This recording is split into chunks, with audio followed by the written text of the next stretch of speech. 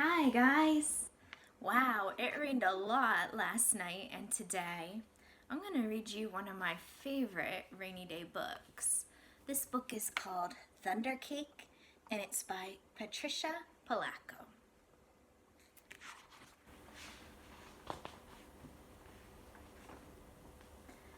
On sultry summer days at my grandma's farm in Michigan, the air gets damp and heavy. Storm clouds drift low over fields. Birds fly close to the ground. The clouds glow for an instant with a sharp, crackling light. What do you think that is? The lightning. And then a roaring, low, tumbling sound of thunder makes the windows shudder in their panes. The sound used to scare me when I was little. I loved to go to Grandma's house. Babushka, as I used to call my grandma, had come from Russia years ago. But I feared Michigan's summer storms. I feared the sound of thunder more than anything. I always hid under the bed when the storms moved near the farmhouse. This is the story of how my grandma, my babushka, helped me overcome my fear of thunderstorms. Are you guys afraid of anything? Anyone afraid of thunder? Maybe.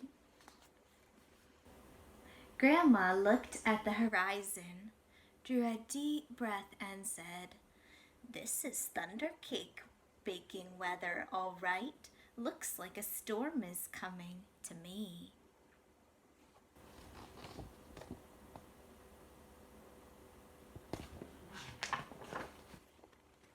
"Child, you come out from under that bed.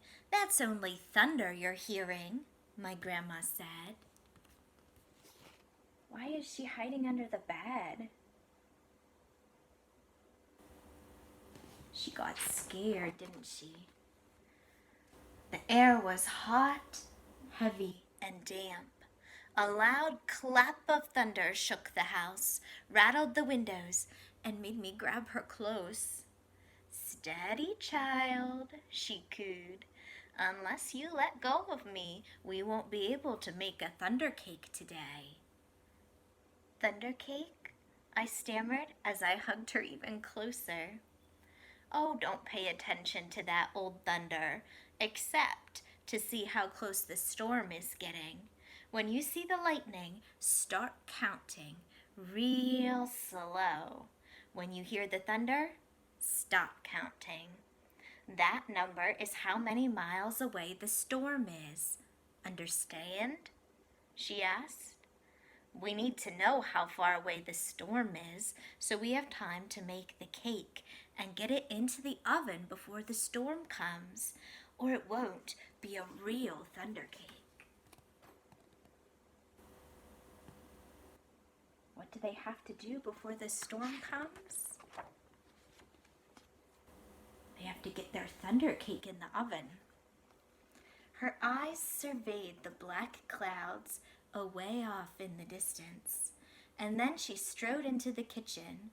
Her worn hands pulled a thick book from the shelf above the wood stove. "Let's find the recipe, child," she crowed as she lovingly fingered the grease-stained pages to a creased spot. "Here it is, thunder cake." She carefully penned the ingredients on a piece of notepaper.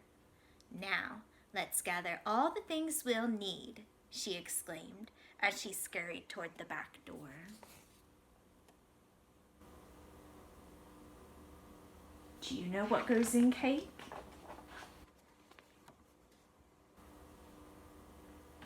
We were by the barn door when a huge bolt of lightning flashed. I started counting like Grandma told me to. 1, 2, 3, 4, 5, 6, 7, 8, 9, 10. Then the thunder roared. 10 miles. It's 10 miles away," Grandma said as she looked at the sky. About an hour away, I'd say. You have to hurry, child. Gather them eggs careful like, she said. Eggs from mean old Nellie Peckhen. I was scared. I knew she would try to peck me. I'm here. She won't hurt you. Just get them eggs, Grandma said softly. The lightning flashed again. 1, 2, 3, 4, 5, 6, 7, 8, 9, I counted. 9 miles, Grandma reminded me. How can you tell how far away the storm is? When you see a flash of lightning, start counting until you hear the thunder. That's how many miles away it is. Milk was next. Milk from old Kick Cow. As Grandma milked her, Kick Cow turned and looked mean right at me. I was scared. She looked so big. Zip went the lightning. 1, 2, 3, 4, 5, 6, 7, 8, I counted. Baroom went the thunder. 8 miles, child, Grandma croaked. Now we have to get chocolate and sugar and flour from the dry shed.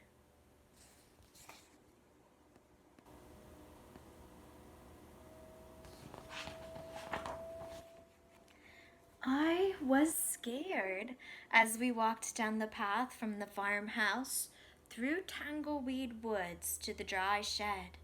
Suddenly the lightning split the sky. 1, 2, 3, 4, 5, 6, 7, I counted.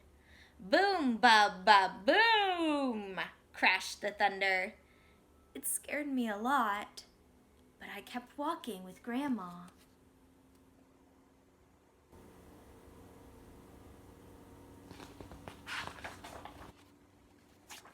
Another jagged edge of lightning flashed as I crept into the dry shed.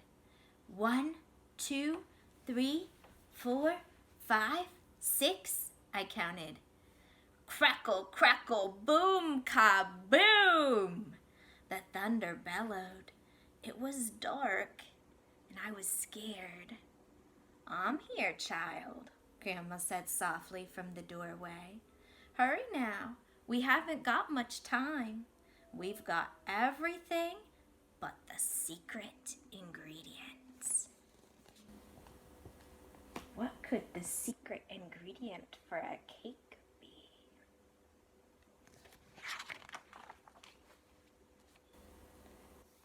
3 overripe tomatoes and some strawberries, Grandma whispered as she squinted at the list. Did you ever have a cake with tomatoes in it? Might be good, huh? I climbed up high on the trellis. The ground looked a long way down. I was scared.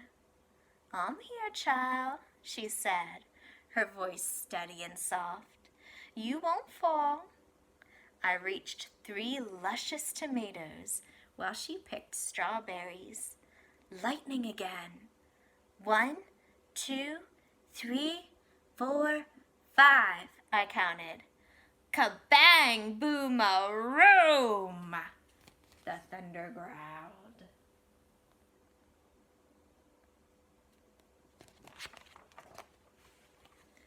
We hurried back to the house and the warm kitchen, and we measured the ingredients. I poured them into a mixing bowl while Grandma mixed.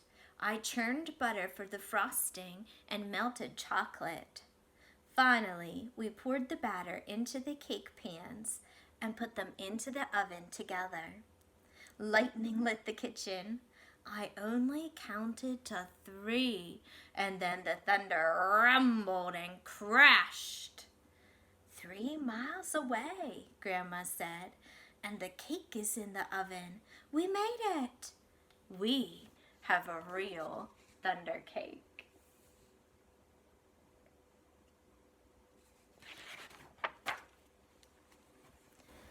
As we waited for the cake, Grandma looked out the window for a long time. "Why, you aren't afraid of thunder. You're too brave," she said as she looked right at me. "I'm not brave, Grandma," I said. "I was under the bed, remember?" "But you got out from under it," she answered. "And you got eggs from mean old Nellie Pecan.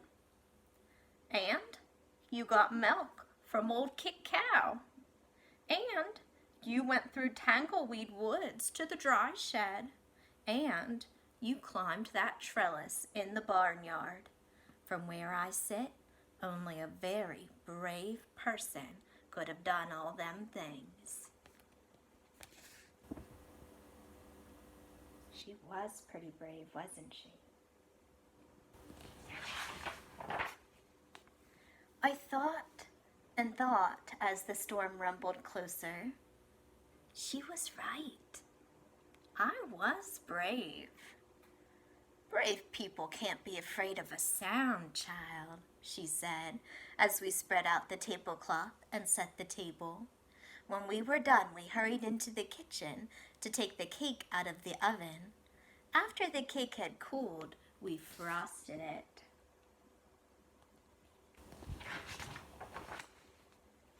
Just then the lightning flashed, and this time it lit the whole sky. Even before the last flash had faded, the thunder rolled, boomed, crashed, boomed just above us. The storm was here. Can you make a big thunder sound? It's fun to do.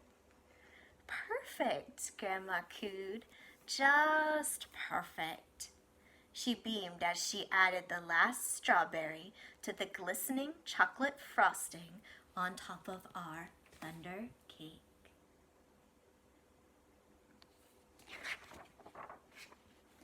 As rain poured down on our roof, Grandma cut a wedge for each of us. She poured us steaming cups of tea from the teapot. When the thunder roared above us so hard it shook the windows and rattled the dishes in the cupboard, we just smiled and ate our thunder cake. And from that time on, I never feared the voice of thunder again.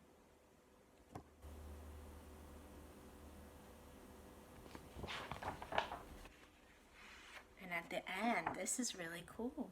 It has the recipe so that you could make a thunder cake. It says, "My grandma's thunder cake." I'll hold it up so you can see it if you want.